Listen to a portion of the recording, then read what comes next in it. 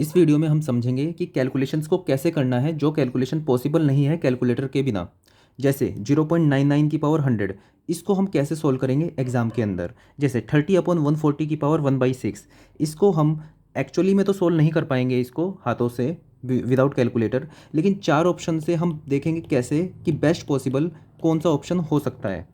अगर ऑप्शन काफ़ी दूर दूर है हम पहली बात तो तभी इसको ट्राई करेंगे, और उसका पॉसिबल आंसर क्या होगा ये हम देखेंगे थोड़ा कॉमन सेंस से। जैसे 10 फाई इजकल टू 0.6 है तो फाई की वैल्यू क्या होगी ये हम देखेंगे चार ऑप्शन में से कि चार में से कौन सा ऑप्शन इसका बेस्ट हो सकता है, ऐसा कुछ सोचना। चौथा हम सीखेंगे कि अगर हमें प्रैक्टिकली पता है कोई चीज़ क्या है, ठीक है, कॉन्सेप्ट हमें आइडिया है लेकिन हमें फॉर्मूला याद नहीं है न्यूमेरिकल का, तो हम चार ऑप्शन में से रूल आउट कैसे करेंगे एक ऑप्शन या दो ऑप्शन कि हाँ इसका आंसर क्या क्या हो सकता है। एक तरह से हम अभी सीखेंगे कि चीज़ों को ना पता होते हुए भी थोड़ा सा उसका अंदाज़ा होते हुए भी हम चार में से दो ऑप्शन को कैसे रूल आउट कर सकते हैं। और पांचवी में हम सीखेंगे जैसे इतनी बड़ी इक्वेशन है तो इसको कैसे सोल्व करेंगे। ये सिविल इंजीनियरिंग का है थोड़ा टॉपिक, तो वो ज़्यादा रिलेट कर पाएंगे इसको। बाकी मैं सभी ब्रांचेस के लिए बता रहा हूँ, तो इस तरह से हम सीख सकते हैं। तो सबसे पहले स्टार्ट करते हैं। जैसे ये क्वेश्चन है 0.99 की पावर 100, पहले इसको मैं एक्चुअल क्वेश्चन दिखा देता हूँ जो आईईएस में क्वेश्चन आया हुआ है। जैसे क्वेश्चन ये आया हुआ है, अभी इसे हम क्वेश्चन को एक्चुअल तो सॉल्व नहीं करेंगे क्योंकि ये कॉन्सेप्ट का क्वेश्चन हो जाएगा, लेकिन हम देखेंगे कि इस क्वेश्चन में जो कैलकुलेशन इन्वॉल्व है उससे जो हम आंसर आएगा वो कैसे होगा। इस क्वेश्चन को वैसे हम सोल्व कर सकते हैं लेकिन जब न्यूमेरिकल वैल्यू निकालने की बात आएगी तो हम करना थोड़ा मुश्किल हो जाता है। तो हम इस चारों में से ऑप्शन देखेंगे क्या आंसर आ सकता है। हम इक्वेशन लिख लेते हैं इसका कॉन्सेप्ट से। अब इक्वेशन तो हमारे पास आई है 1 - 0.9 की पावर 99 की पावर 100। इसमें से चारों में से इसका ऑप्शन होगा, मान लो कोई पांचवा ऑप्शन भी होता है 2.5, तो उसको तो हम पहले ही गलत कर देते हैं। क्यों? क्योंकि वन में से कुछ चीज़ माइनस हो रही है तो वन से छोटी ही आएगी, मतलब फ्रैक्शन में आनी है। तो या तो ये होगा, ये होगा, ये होगा, या फिर डी ऑप्शन होगा। 2.5 तो होने ही वाला नहीं है, तो ऐसे आप रूल आउट पहले ही कर देंगे आप। और ये रूल बना लो, बहुत फ़ायदा होगा आपको इस चीज़ का कि अगर 1/4 मार्किंग है और आपने एक भी रूल आउट कर दिया, सिर्फ तीन ऑप्शन है, तो उसमें आपको गैस कर देना है। हमेशा पॉजिटिव में ही रहोगे, पर्सनल एक्सपीरियंस है।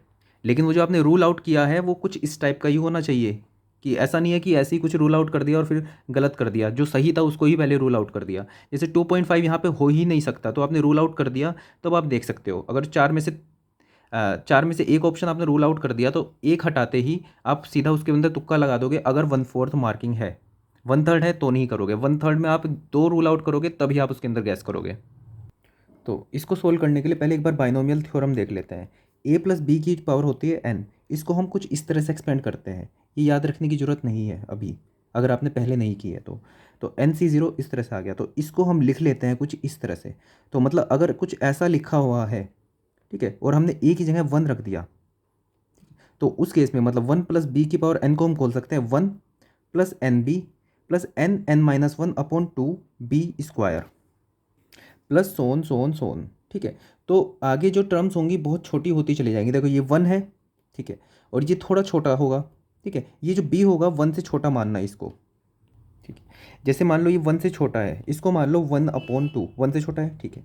तो पहले यहाँ पे फर्स्ट टर्म थी वन, सेकेंड टर्म क्या हुई n × 1/2, ठीक है, वन से छोटी। अगली टर्म क्या है, इसको n को भी भूल जाओ, n × n-1/2 को भूल जाओ। आगे क्या आया 1/2, मतलब b की पावर 2, मतलब 1/2 की पावर 2। मतलब जो ये टर्म है वन से छोटी थी और वन की पावर से छोटी है और उसका स्क्वायर क्यूब करते जा रहे हैं तो वो टर्म और छोटी होती जा रही है। मतलब पहली टर्म सबसे बड़ी थी, फिर थोड़ी छोटी हुई, फिर और छोटी हुई, फिर आगे छोटी होती हुई चली गई। तो मतलब ये बहुत कम हो जाती है। तो ऑप्शन के अंदर अगर इतनी दूर दूर है आपके आंसर तो आप उनको नेग्लेक्ट कर सकते हो। तो सिर्फ हम पहले तीन टर्म्स को ही देखेंगे। तो अब इसका यूज़ कैसे करेंगे इसको सोल्व करने में, तो वन माइनस कुछ भी आएगा उसको वन से माइनस तो कर देंगे, ये तो हमें आता है। लेकिन क्या हमें ये आता है, इसको सीख लेते हैं। 0.99 × 10⁻⁴। अब इसको कुछ हमने ऐसे बना लिया तो हम इसको ऐसे एक्सपेंड कर पाएंगे। तो 0.99 को हम लिख सकते हैं 1 - 0.01 × 10⁻100। देखो ये वन से छोटा है। अब इसको लिखने का तरीका a + b⁴n, ठीक है। तो यहाँ पे तो प्लस और यहाँ पे आ गया माइनस, तो कोई बात नहीं, वन प्लस -0.01 × 10⁻100। क्या हम इसको ऐसे लिख सकते हैं, ठीक है। ये हो गया वन, ये हो गया बी और ये हो गया एन।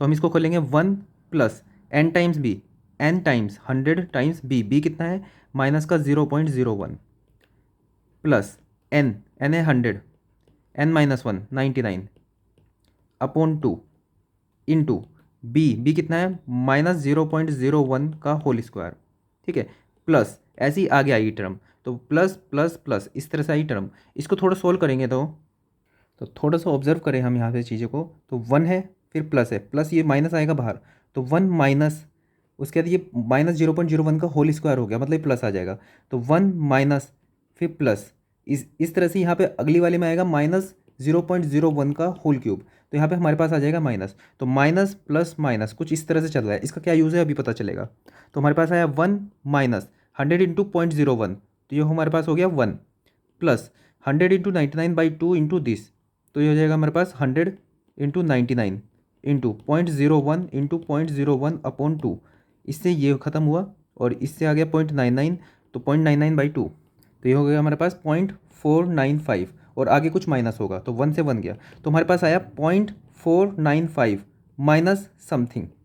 तो मतलब आंसर जो है इसका सिर्फ इतनी टर्म का वो क्या है 0.495, आगे माइनस कुछ है तो मतलब इससे छोटा इस टर्म का आंसर है 0.495 से छोटा। तो 0.495 से छोटे को 1 से माइनस करेंगे तो क्या आएगा, जैसे 1 से 0.5 को माइनस करते तो 0.5 आता, 1 से 0.495 से छोटे को माइनस करेंगे तो 0.5 से बड़ा आएगा, तो 0.5 से बड़ा, तो आंसर तो देखो 0.5 से बड़ा आने वाला है। तो अगर यहाँ से देखें तो 0.36 नहीं आ सकता, 0.01 नहीं आ सकता, अब 0.64 भी आ सकता है, 0.99 भी आ सकता है, वैसे 0.64 ही आएगा, अभी हमने देख लिया था लेकिन देख लेते हैं एक बार फिर से इसको। देखो 1 से 0.495 से छोटा हम माइनस कर रहे हैं, देखो आगे चलो यहाँ पे, तो यहाँ पहले था 1, उसके 0.01 आया, फिर 0.01 का होल स्क्वायर आया, मतलब 1/100 का होल स्क्वायर, आगे आएगा 1/100 का होल क्यूब, मतलब जितनी भी टर्म्स हैं वो छोटी होती जा रही हैं आगे जाके, मतलब आगे जाके इतना प्लस और इतना छोटा माइनस होगा कि कुछ फ़र्क ही नहीं पड़ेगा। तो ज़्यादा से ज़्यादा ये 0.495 से 0.4 हो जाएगा, 0.35 हो जाएगा, लेकिन इतना कम नहीं होगा कि ये पॉइंट वन आ जाए, और 0.1 आ जाए कि 0.9 यहाँ पे माइनस हो तो 0.99 बच जाए, ऐसा कभी नहीं होगा। तो इसका ऑप्शन तो 0.64 ही होगा। अब नेक्स्ट क्वेश्चन पे चलते हैं, 30/140 की पावर 1/6। अब इसके चार ऑप्शन देख लेते हैं।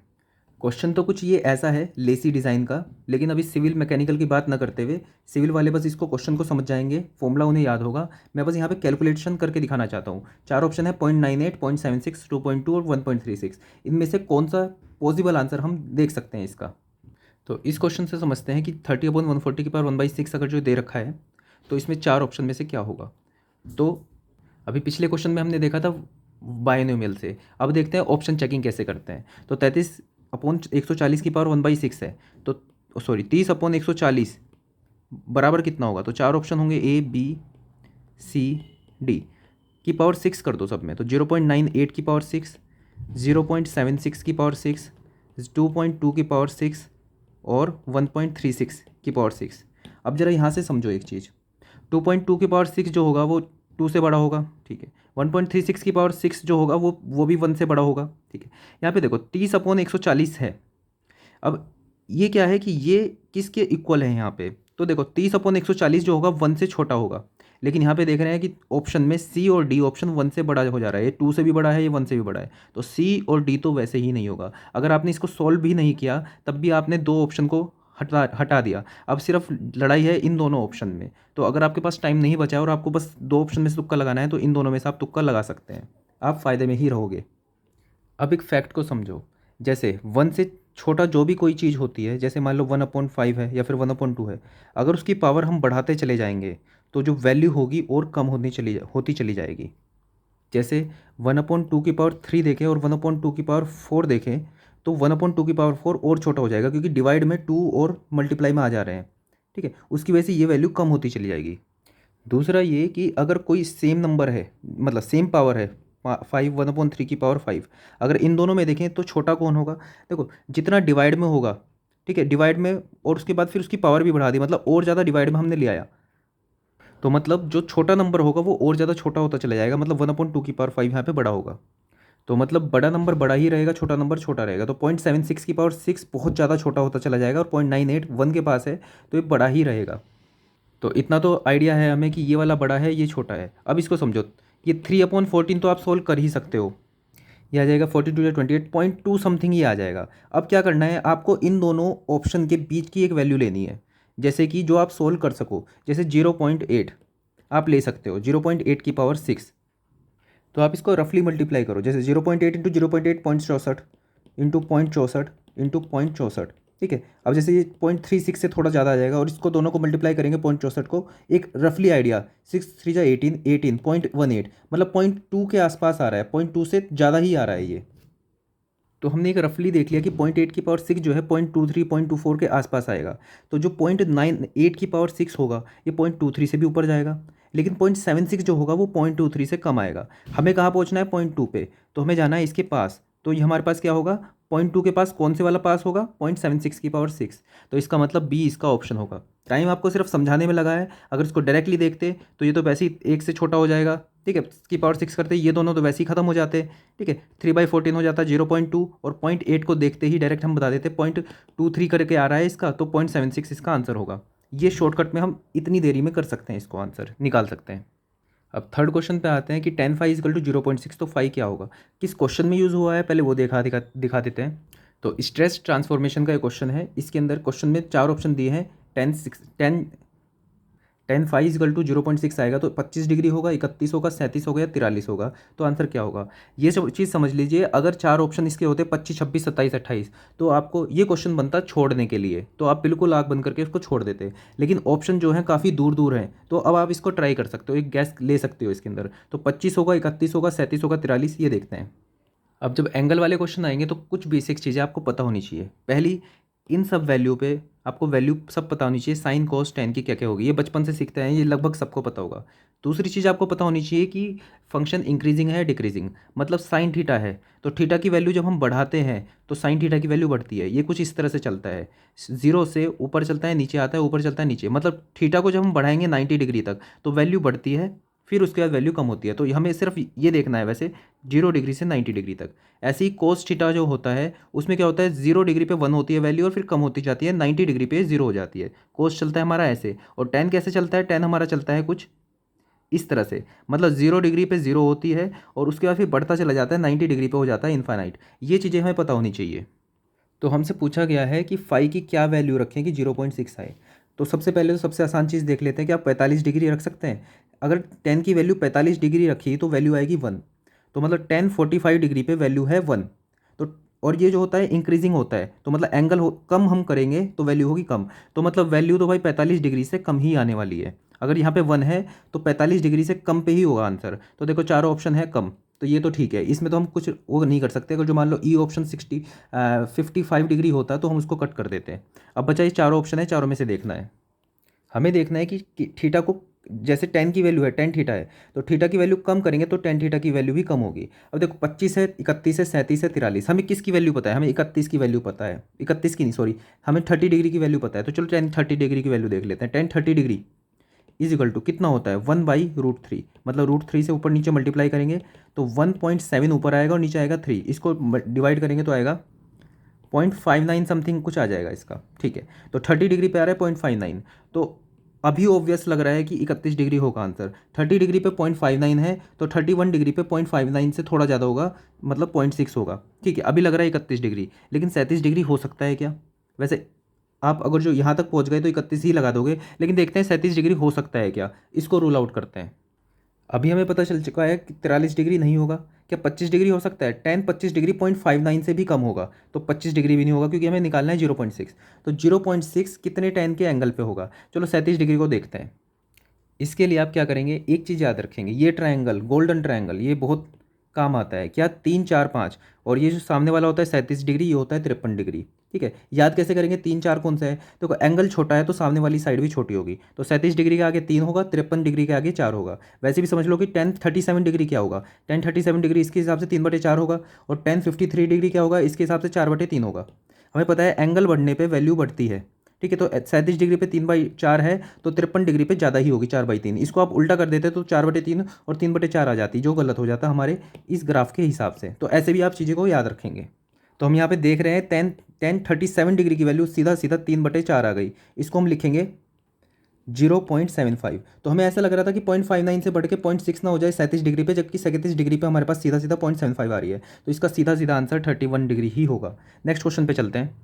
अब ये नेक्स्ट क्वेश्चन में कॉन्सेप्ट तो शिफ्ट मतलब सिविल इंजीनियरिंग का है, लेकिन ये सभी लोग समझ सकते हैं। मैं समझाना ये चाह रहा हूँ कि अगर आपको थोड़ा आइडिया है प्रैक्टिकल चीज़ों का तो आप ऑप्शन में से सीधा बता सकते हो, और अगर ऑप्शन काफ़ी दूर दूर है। जैसे शिफ्ट होता क्या है, मान लो हमारे पास दो रोड्स हैं, ये है, ठीक है। अब हमें इन दोनों को मिलानी है और ऐसे हॉरिजॉन्टल एंगल हॉरिजॉन्टल कर्व देना है हमें, ठीक है। अब क्या हुआ कि जैसे गाड़ी इधर से आ रही है, गाड़ी इधर से आई कर्व के ऊपर, अब गाड़ी इधर से आते आते गाड़ी के पास जो ब्रेक लगा तो गाड़ी यहाँ से यहाँ तक रोक ही नहीं पाई अपने आप को। इसका मतलब कि ये जो कर्व की डिस्टेंस है, ये जो लेंथ है कर्व की, ये छोटी है, इसको हमें बड़ी करनी है। तो हम क्या करते हैं, इसको हम ये करते हैं कि कर्व यहाँ से ना बना के हम यहाँ से बनाना स्टार्ट कर देते हैं, तो जिसकी वजह से ये बढ़ जाती है इसकी लेंथ, और इसको ही हम कहते हैं शिफ्ट। तो ये मैंने एक कॉन्सेप्ट बताया सिर्फ, ठीक है, समझने के लिए कि हम इसको न्यूमेरिकल में कैसे यूज़ करेंगे। अब ये कॉन्सेप्ट हर ब्रांच के हर बच्चे ने समझ लिया। अब इसके अंदर सिविल इंजीनियरिंग कुछ नहीं रहा। अब अगर जो क्वेश्चन ये आ गया कि ट्रांजिशन कर्व के अंदर शिफ्ट, ये रेडियस इतनी है, कर्व का ये है, इतना है, ये चीज़ें हैं, तो शिफ्ट कितनी हो सकती है। ऑप्शन है 0.78 मीटर, एक है 21.33 मीटर, एक है 0.89 मीटर, और एक है 0.011 मीटर, मतलब 1 सेंटीमीटर। जरा प्रैक्टिकल सिचुएशन में आते हैं, तो आप हल्का सा भी सिचुएशन को समझ गए हैं तो इसके हिसाब से आपको आइडिया लग जाएगा कि 1.1 सेंटीमीटर करने से कितना ही क्या चेंज आएगा। मतलब मैं ये नहीं कह रहा कि यहाँ से आपको विजुलाइज हो जाएगा, लेकिन थोड़ा सा अगर जो आपको विजुलाइजेशन पावर आपकी अच्छी है तो आप देख सकते हो 1.1 सेंटीमीटर नहीं होगा। और दूसरा 21.33 मीटर नीचे करके तब इसको घुमाएंगे, ऐसा भी नहीं होगा। फिर तो पूरा पर्पज़ ही खत्म हो गया कि हमें रोड को मिलाना था, तो कर्व जितना ज़्यादा ज़्यादा ही बन जाएगा। तो ऑप्शन तो ये होगा या ये होगा। तो सिविल इंजीनियरिंग में जैसे बताया मैंने, ऐसे मैकेनिकल इंजीनियरिंग में भी आप समझ सकते हो कोई भी चीज़ को कि आप कॉन्सेप्ट लगा के देखो कि प्रैक्टिकली वो कितना पॉसिबल है उसका ऑप्शन। तो ऑप्शन में आपको न्यूमेरिकल सोल्व करने में नहीं लगना है तुरंत से कि न्यूमेरिकल सोल्व करने लग जाओ, उसके ऑप्शन देखो कहाँ कहाँ जा रहे हैं। ऑप्शन मान लो बहुत दूर दूर हैं चीज़ों के, तो आप एक गैस ले सकते हो कि इन दोनों को छोड़ दो, सीधा आंसर ये और ये, तो इनमें से कोई सा भी एक लगा सकते हो। वैसे तो LS² 24R कर देंगे, उससे आंसर आ ही जाएगा डायरेक्ट। मैं आपको समझा रहा था कि अगर जो आपको फॉर्मूला भी याद नहीं रहा तो आप फिर भी एक वाइल्ड गैस कैसे लगा सकते हो। तो जनरली कुछ फॉर्मूले होते हैं और फॉर्मूले के अंदर हम वैल्यू पुट करते हैं और हमारे पास आंसर आता है।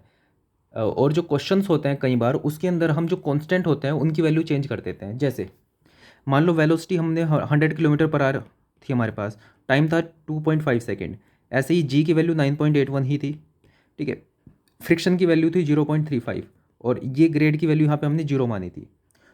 हमें क्वेश्चन में क्या किया, क्वेश्चन में कर दिया कि 80 किलोमीटर पर आवर की स्पीड है, टाइम जो है वो 2 सेकेंड का है, यहाँ पे टाइम चेंज कर दिया, ठीक है। और यहाँ पे ईटा की वैल्यू यहाँ पे कुछ दे दी, मान लो 0.22 दे दी।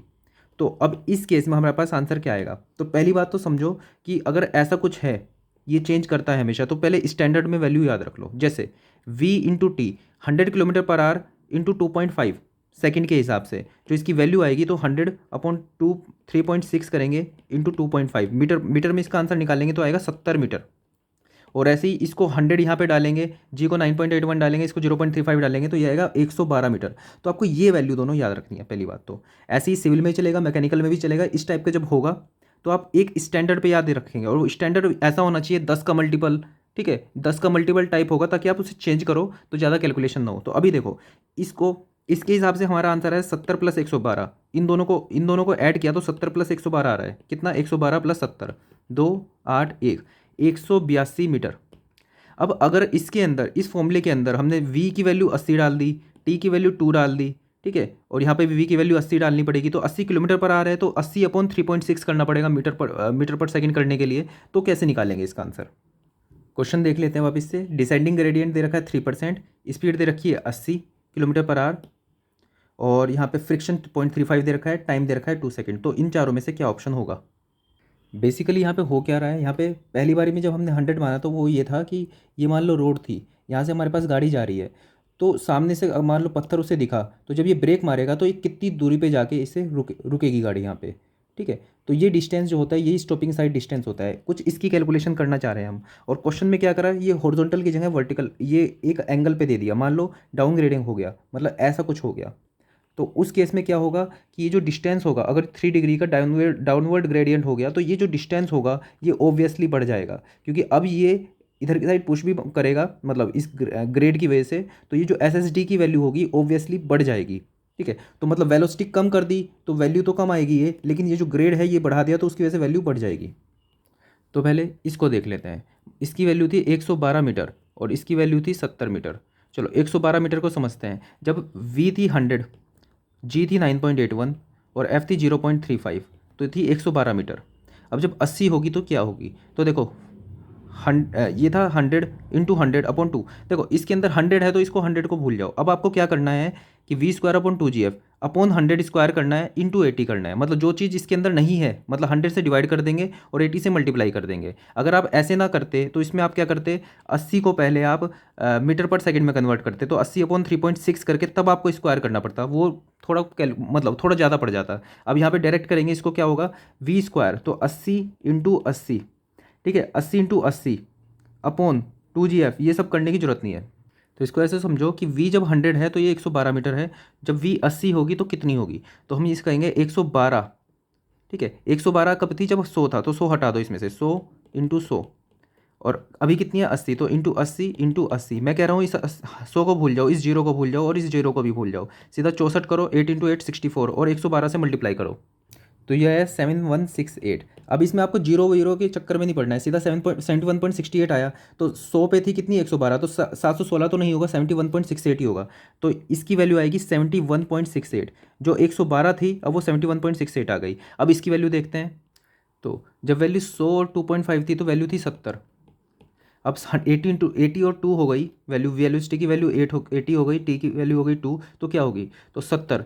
देखो पहले हमने मल्टीप्लाई किया था दोनों को, तो अब करेंगे डिवाइड। इस 70 में से 70 कब आया था, जब 100 और 2.5 को मल्टीप्लाई किया था, तो अभी इससे करना पड़ेगा डिवाइड। अब इसके अंदर से 2.5 और 100 को निकालना पड़ेगा और डालना क्या पड़ेगा, 80 इंटू 2। तो यहाँ पे भी जीरो का ध्यान नहीं रखना है, इसको हटाओ। 2.5 4 से ऊपर नीचे मल्टीप्लाई करो तो ये 10 बना दो वापस से। 4 2 8 8 64 64 इंटू 7 7 40 7 28 8 2 7 6 42 75 7 42 43 44 448। इस तरह नहीं सोचना है, 44.8 ही होगा ये, ठीक है, 44.8। वेलोसिटी कम की, टाइम कम की, 70 से कम आएगा तो 44.8। तो ये हो गया 71.68 और ये हो गया 44.8, दोनों को प्लस करेंगे, ये आया 116.48। तो अभी यहाँ समझो आंसर हमारा आया 116.48।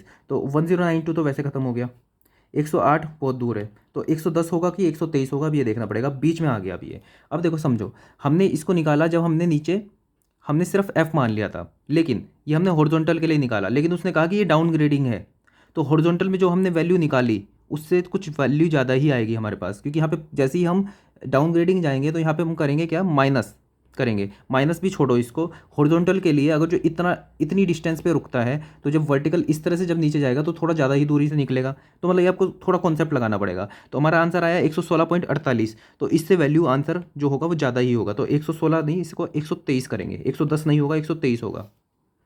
मतलब आपने जो कैलकुलेशन है किस बेसिस पे बचाई, इसका बेसिस सिर्फ इतना है कि अगर आपको कॉन्सेप्ट पता है, कॉन्सेप्ट आपको पता है, तो आपको ये -0.03 करने की जरूरत नहीं पड़ी, जो कि आपको थोड़ा कैलकुलेशन ज़्यादा कर सकता था। ठीक है, तो ये आ जाएगा 123। अभी आपको सिर्फ बड़ा लग रहा है ये, जबकि अगर जो आपको 70 और 123 याद होगा, 112 याद होगा, तो आप डायरेक्टली इसको 10 सेकंड के 10 सेकंड तो नहीं, लेकिन 1 मिनट से पहले इसको आप कैलकुलेट कर दोगे, बस प्रैक्टिस की बात है। तो ये तो मैंने अभी 5 क्वेश्चन सोल्व किए। ऐसे में कई सारे क्वेश्चन मेरे पास एग्जांपल हैं, आप बोलोगे तो मैं उनको भी सोल्व करके दिखा दूंगा, या फिर आपके पास कोई क्वेश्चन होगा जिसकी कैलकुलेशन कैलकुलेटर से ही पॉसिबल है, तो मैं उसको कोई इसकी ट्रिक बता के आपको समझा दूंगा। So that's all for this video. ये एक एक्सपेरिमेंट था, प्लीज़ बताना कि आपको समझ में आया कि नहीं आया, और ये कुछ हेल्पफुल था आपके लिए या आपको लग रहा है कि ये काफ़ी टीडियस है। तो ये प्लीज़ कमेंट सेक्शन में ज़रूर बताना। Thank you.